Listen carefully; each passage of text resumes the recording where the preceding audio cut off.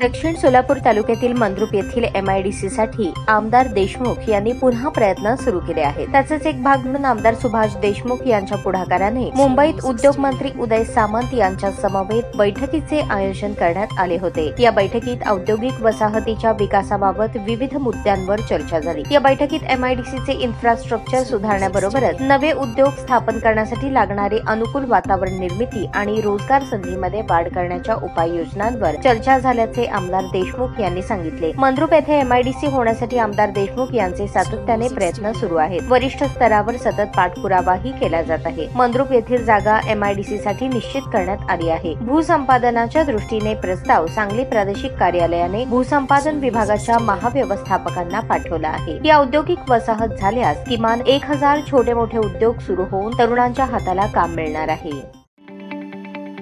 ताज्या बातम्या पाहण्यासाठी प्राईम महाराष्ट्र न्यूज चॅनलला सबस्क्राईब करा।